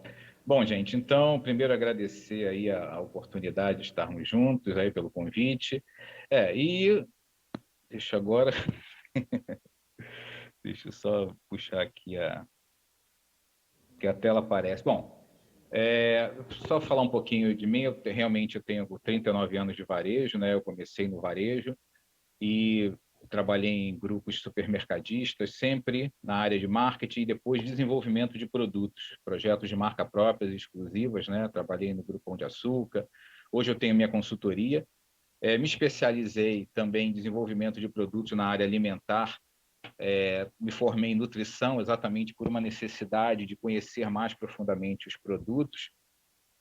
Trabalhei em várias seções internas das lojas. Então, assim, eu tenho um pouquinho de experiência dentro desse processo. Mas a minha função hoje aqui, através do convite de vocês, é falar um pouquinho dessa associação entre a alimentação, né, o pescado em si, e no caso, a exposição e a venda no ponto de venda. Então, vamos lá, deixa eu ver se eu consigo... Ótimo. Então, eu vou começar falando do pescado e a sua importância nutricional, que eu acho isso muito importante, né, no sentido de que o pescado em si é uma proteína de alto valor biológico, né? Se a gente for considerar, hoje nós temos o leite materno como o primeiro alimento, o ovo, o segundo alimento, de importância, e o terceiro, o pescado, né? O peixe propriamente dito. Porque se a gente for levar em consideração a complementação nutricional, gente, eu estou com uma situação aqui que a nossa amiga do Carrefour teve, eu estou tendo a mesma. Meu gato está aqui tentando participar do evento, só que eu não vou deixar. Então, assim, é uma proteína de alto valor biológico, né? Ricos em proteínas e lipídios, e muito interessante é o seguinte, porque nosso corpo ele não produz certos aminoácidos essenciais para a nossa vida. E a gente tem que buscar isso na alimentação externa, então chamados aminoácidos essenciais. Então, o peixe é um alimento que tem todos os aminoácidos essenciais e com especificidade, né, que a gente chama de ter algumas combinações de não ter nenhum tipo de aminoácido limitante. Então, ele tem todos os 9 aminoácidos que nós precisamos para o nosso crescimento, então ele é muito importante. Quando a gente fala, às vezes, de feijão e arroz, né, que a gente precisa ter o feijão e arroz, ele complementa a nossa alimentação. Você comer um arroz junto com um pedaço de peixe, você também complementa a sua alimentação. Você tem todos os aminoácidos essenciais, né? E o alimento, o peixe em si, o pescado, de uma maneira geral, ele é excelente para a nossa estrutura da nossa saúde. Quanto maior a quantidade de pescados que você consome, você tem tendências, isso através, a gente vai falar um pouco mais adiante, que é principalmente sobre uma substância chamada os ácidos poliinsaturados, principalmente o ômega 3, de você não ter doenças futuras, doenças crônicas, né?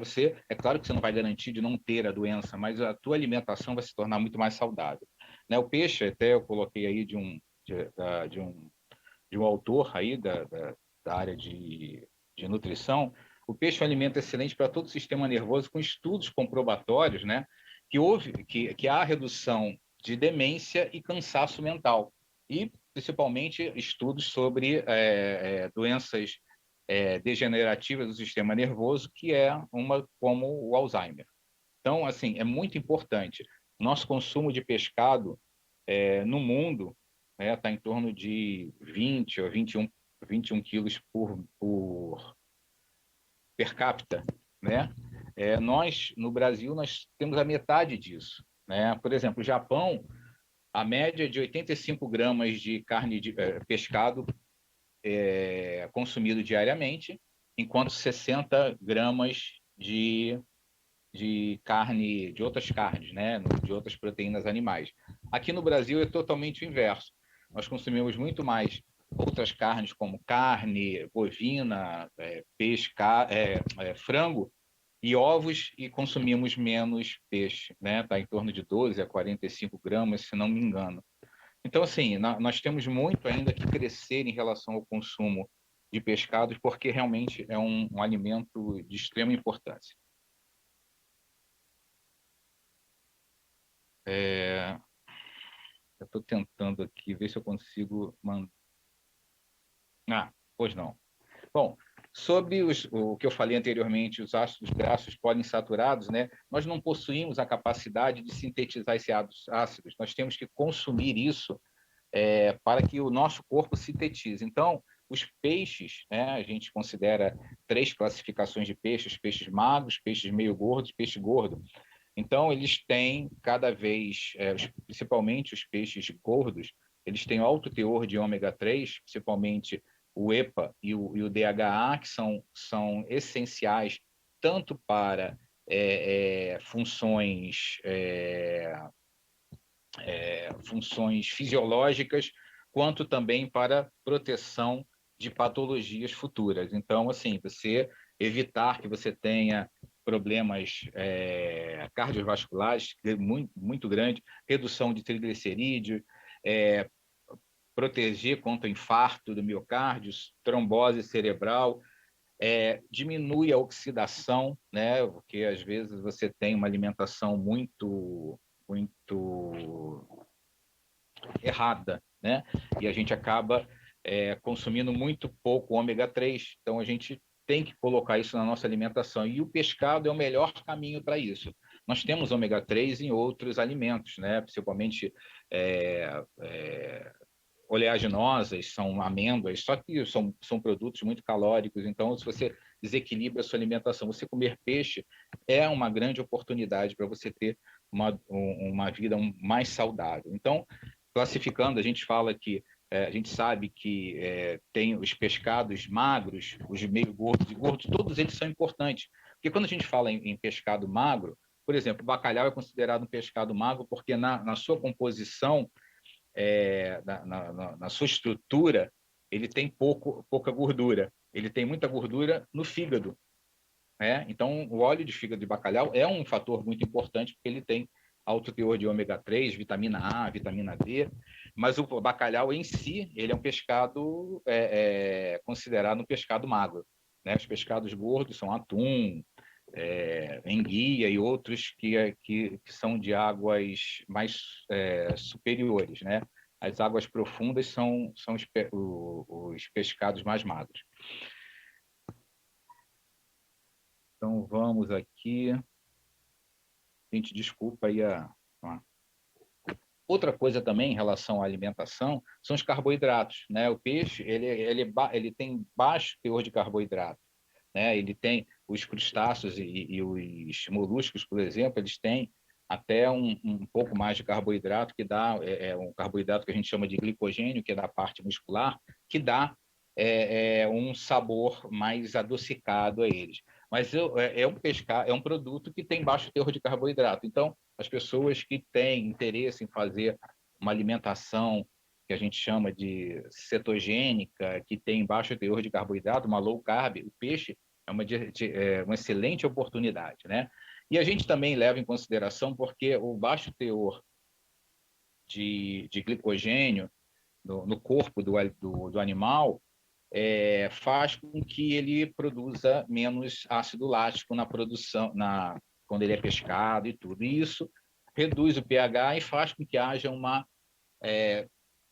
rapidez na deterioração do alimento. A gente sabe muito bem que o peixe se degrada com muita rapidez, né? Bom, então, assim, vitaminas e minerais, né? Temos muitas vitaminas lipossolúveis, que são as vitaminas da área de gordura, né? Então, são os A, B, E, K, a coenzima Q10, as vitaminas hidrossolúveis também, complexo B, o B12, é muito bom para a produção de eritropoetina, que é do nosso sangue, ácido lipólico, minerais, selênio, iodo e zinco, que é grande oportunidade tanto para o nosso sistema de antioxidação quanto para o nosso sistema imunológico. Então, isso é muito importante. E agora, né, falar um pouquinho da armazenagem, exposição e comercialização. Todo mundo fala, né, e isso é muito notório, a gente tem pesquisas e acompanhamentos, porque eu trabalhava em loja e vejo isso, eu tenho amigos peixeiros, trabalhei com peixaria, eu fui chefe de setor de peixaria logo no meu início de trabalho. Então, assim, o peixe ainda é um alimento muito caro. A referência, às vezes a pessoa fala assim, a própria loja, o supermercado, ele faz uma comparação de pescado entre uma loja e outra, mas na verdade você tem que se basear em outras proteínas, principalmente o frango. O consumidor, ele chega na loja, ele vai comprar o peixe, se o peixe estiver muito mais caro que o frango, ele evita. Além de que, né, as pessoas não têm uma cultura de pescado. Você vê o norte do Brasil, ele ainda tem esse processo. No mundo inteiro, os orientais, eles têm muito mais hábito de consumir peixe do que nós. Então, assim, por quê? O odor e gosto têm bastante personalidade, são fortes. Existe uma sazonalidade dependendo do tipo de peixe. É difícil de preparação, tem gente que reclama, o peixe fica cheirando em casa, tem esse problema, eu não gosto, meu filho não gosta de cheiro de peixe. Existe a situação da poluição, né? O metilmercúrio, bifenilos cloriclorados, que você pode contaminar o alimento, então as pessoas têm medo em relação a isso. Presença de espinhas, criança não tem esse hábito, relação alérgica. Então, assim, tem uma série de fatores envolvidos em relação ao peixe. Então, assim, precisa-se ter um foco muito grande em atenção a isso. E para se garantir uma experiência de compra confiável, né, e segura para os consumidores, através de protocolos de biossegurança, tem que ter um abastecimento contínuo e ininterrupto. Essas fotos eu trouxe de um trabalho que nós fizemos com a Associação Brasileira, com a Associação do Supermercado do Rio de Janeiro, em 2018, que nós fomos para Miami, perdão, fomos para Orlando, fazer um trabalho lá e visitamos algumas lojas, né, de supermercado e, é claro que não fomos ver só pescados. Então, nós vimos isso. A preocupação era muito grande em relação à logística de abastecimento. Eu lembro que tinha uma placa, eu não trouxe aqui para vocês, falando sobre a situação de certos pescados que não tinham na época, que eles têm essa oferta de produto, a preocupação com a mão de obra, né? Saber a origem, até a nossa amiga Paola do México falou, né? A origem, do Carrefour também falou da rastreabilidade desses produtos, a seleção e treinamento e mão de obra qualificada. Esses são os grandes fatores de influência para se garantir uma excelente experiência de compra para pescado. O pescado, quem trabalha com pescado ainda é muito segregado no sentido, isso estou falando da mão de obra, né? O peixeiro não é qualificado, o peixeiro não é considerado, não é recompensado. Então, isso acontecia em vários outros processos de sessões internas de supermercado durante toda a minha vida, e eu observei isso, e o peixeiro continua não sendo. Então, esse é um grande fator de preocupação.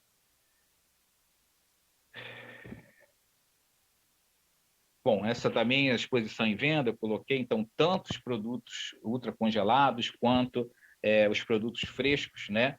Existe uma preocupação muito grande de que as pessoas têm aquela visão, o produto é filetado, o produto é viscerado, é porque é um peixe velho.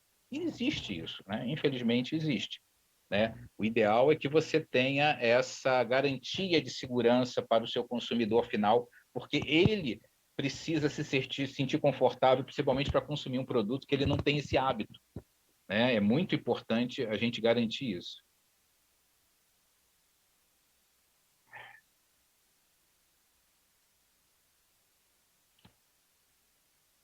Eita, desculpa, eu estou tentando aqui na...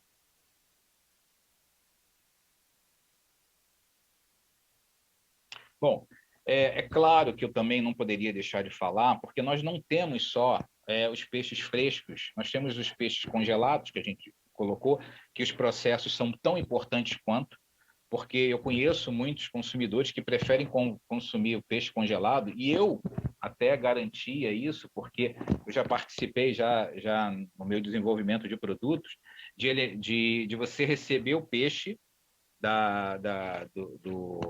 do mar direto, vai para a fábrica para fazer toda a evisceração e congelamento, né, de QFC, e garantir a qualidade do produto, porque às vezes o peixe fresco, entre aspas, ele está rolando de armazenagem há mais de uma semana.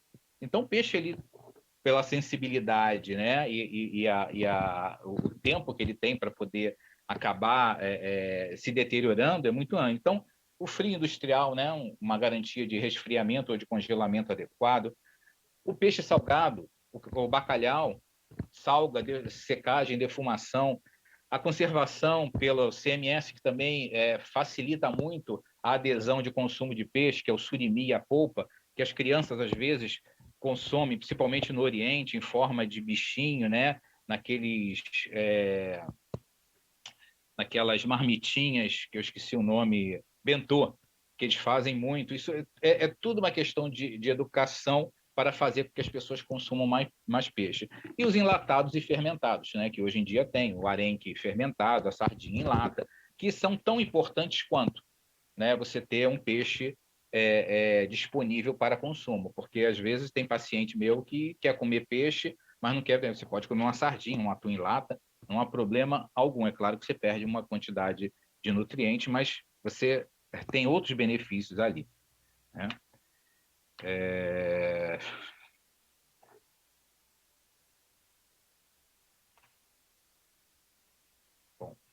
Bom, continuando, exposição e venda, né? A gente tem muita preocupação sobre a chegar esse produto até o consumidor final. A gente tem as 4 etapas de deterioração do pescado, elas têm que ser muito consideradas. A gente trabalha muito isso, principalmente os peixeiros, a equipe que trabalha no PDV, né? No ponto de venda, no atendimento. Então, você tem lá, treinado isso, desde a liberação do muco, rigor mortis, autólise e a decomposição bacteriana, que isso em 4 ou 6 horas você já tem a situação do peixe se deteriorando. Então, a preocupação em relação a isso, né? E para se você ter um produto de qualidade, você tem que ter a sua rastreabilidade e saber, porque a proteína, o animal em si, o peixe, ele não melhora se ele não for pescado de uma maneira correta. Aquele peixe que se debate muito, que fica largado, batido para lá, batido para cá. Então, a condição do animal durante o não só de uma pesca extrativista, quanto também uma produção em aquacultura, né? Então, ele tem que ter esse processo. Tempo de abate até refrigeração, forma de armazenamento, evisceração, as lesões da captura, porque a gente vê isso não só no pescado, a gente vê isso em FLV, né, conforme a nossa amiga do Carrefour falou, a qualidade dos manipuladores, né, o tratamento que eles dão ao produto e a embalagem.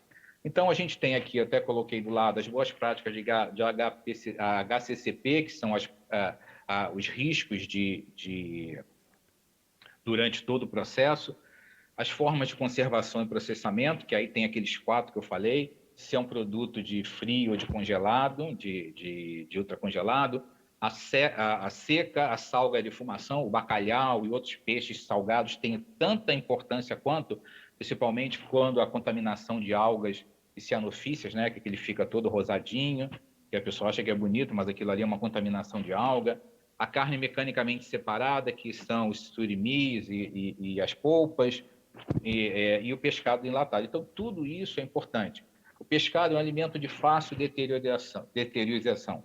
Importante lembrar esse trinômio: tempo, temperatura e higiene. Então, todo esse processo ele tem que estar muito bem alinkado para que você tenha, e desde a hora que você pega o animal, pesca, né, método de pesca e como você vai, até o final, porque qualquer falha, e o produto é um produto altamente sensível, te compromete grandemente.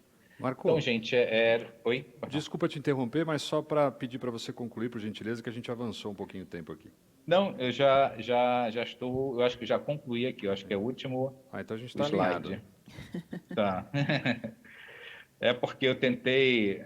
A gente tem muita coisa para falar, mas lá e entrar profundamente no tema. O tempo é curto, realmente. Vamos deixar um pouquinho para o debate, então. A gente vai entrar no debate agora, já tem várias perguntas aqui, provocações do público. Isso, vamos trazer nossas convidadas também, nossos convidados para a tela, e aí a gente inicia o debate. Vou pedir para a Meg e para a Paola, se elas puderem abrir a câmera. E aí a gente consegue iniciar o debate. Perfeito.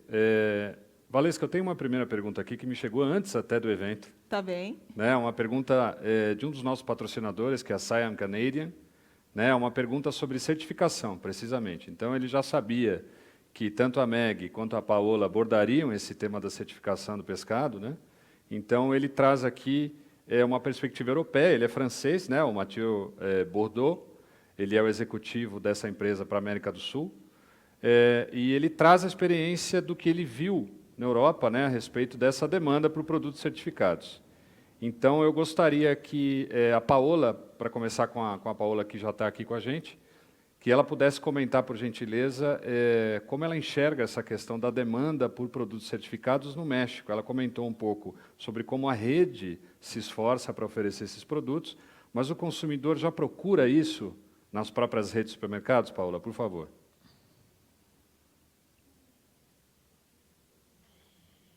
Aquí en México realmente estamos todavía empezando. A nosotros como primer autoservicio que estamos haciendo un programa sustentable en nuestros productos, apenas estamos dándole a conocer al cliente este tipo de certificaciones. Ajá. Tenemos que hacerlo con las bondades y beneficios que conlleva consumir un producto de esto, ¿verdad? No nada más en el ámbito nutricional, sino qué hace por las comunidades, qué hace por la especie y el medio ambiente. Por eso las redes sociales, la difusión, la publicidad y el marketing que estamos teniendo a raíz de este programa debe ser clave para poderle dar a conocer al cliente más este tipo de programa o tipo de certificaciones que tienen nuestros productos, ¿verdad? Sí es un tema difícil y complicado, es un tema que no cualquiera lo entiende, pero poco a poquito tenemos que ir picando piedra para darle a conocer y darle a entender al cliente más esto. Excelente, Paola, gracias. Me llamó la atención ese esfuerzo de contar la historia del producto, ¿no? Sí. Invitarle a un cliente para que pueda conocer cómo se produce determinado producto y luego enseñar a todo el público cómo fue la experiencia de todo esto. Entonces, muy interesante, sirve como referencia ahí para todos nosotros en Latinoamérica, seguramente. Meg, se você quiser complementar um pouco essa questão das certificações, eu não sei se você estava quando eu fiz a pergunta, né? A Meg, inclusive, está congelada ali. Não está não, ela está concentrada mesmo. Está concentrada. Meg, a pergunta foi sobre certificações. Se você quiser, eu repito. Não sei se você estava por aqui com a gente, por favor. Faltou só liberar teu microfone, por gentileza. Escutei só uma parte, mas pelo que eu entendi é sobre a questão se o consumidor exige, é isso? Isso, exatamente. Na verdade, assim, é uma parte pequena ainda, sendo realista, geralmente uma população mais informada e interessada nesses valores, né, que estão ligados, que esses valores fazem parte da rotina deles, mas nós, como varejo, grande varejo, a gente é obrigado a pegar esses conceitos que nascem em nichos sociais e que são valores positivos e ampliar e dar dimensão.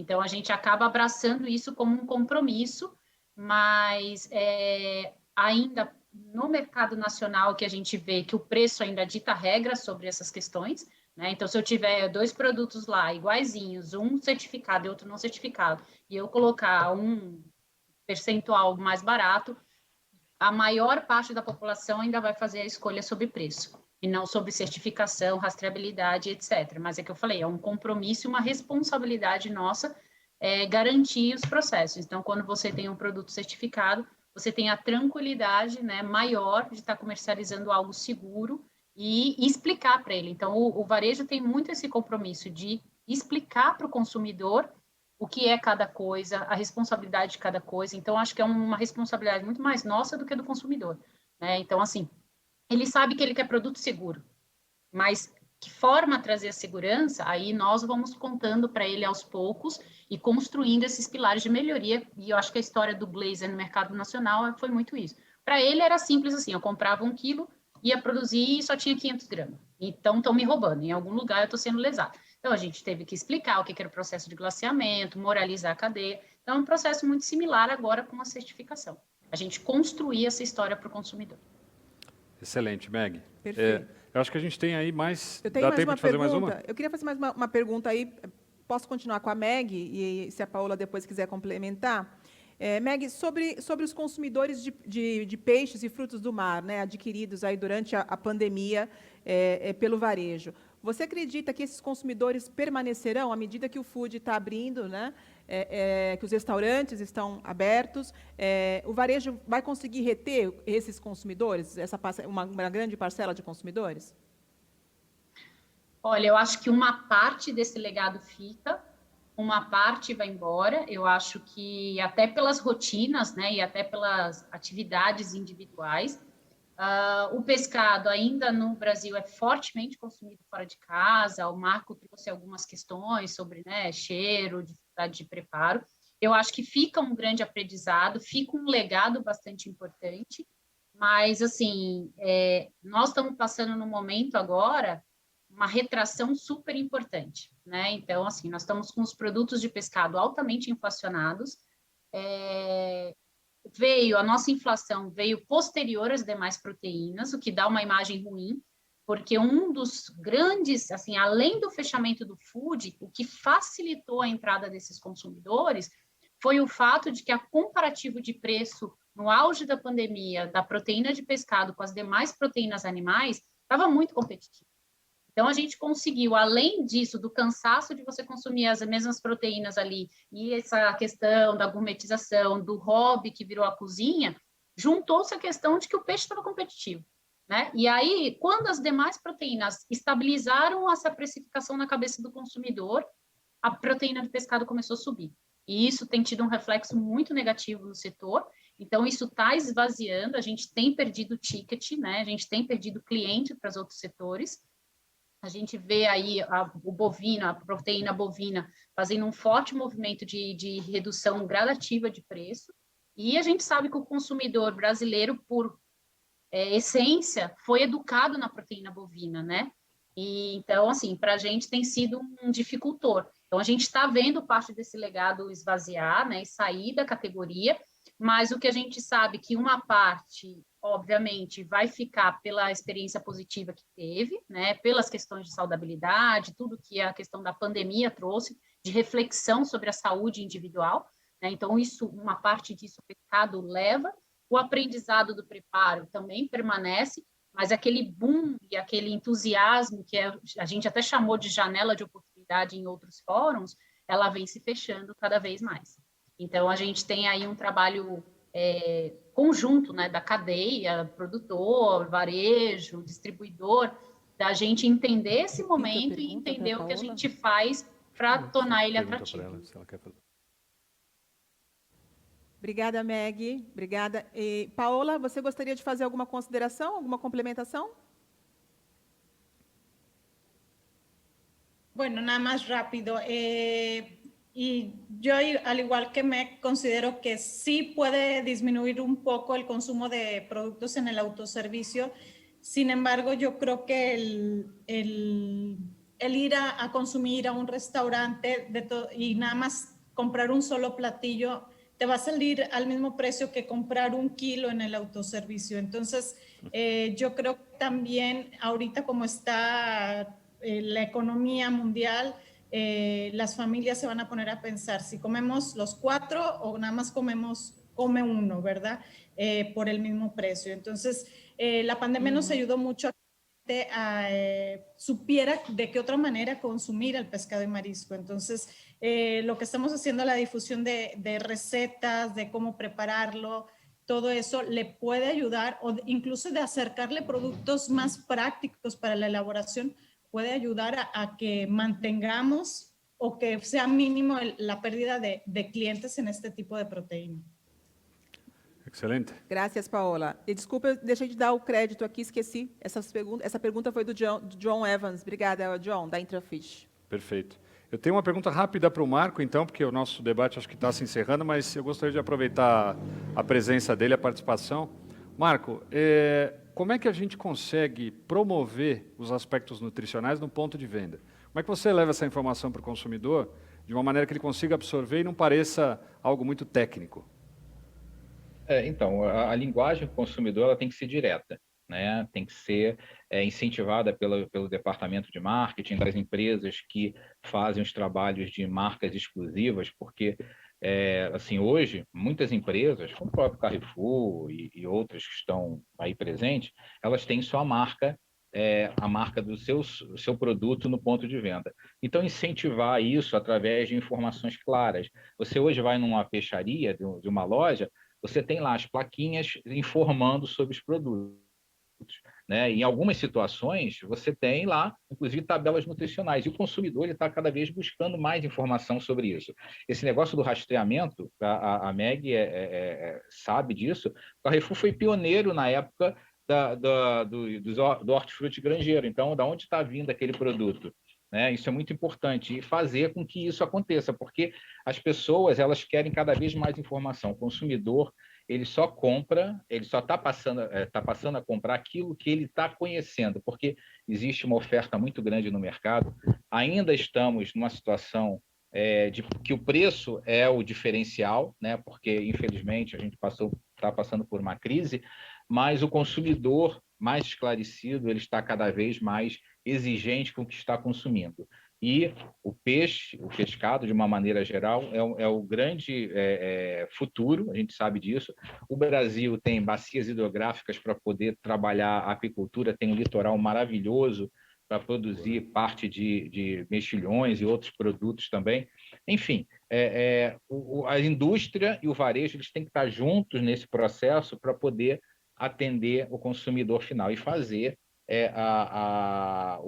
esse conhecimento, essa conscientização para o aumento, mudar a cultura, né? Como falei, no norte o pessoal tem a cultura de comer muito mais peixe do que do sudeste e do que no nordeste. Então a gente tem que fazer com que isso aconteça, né?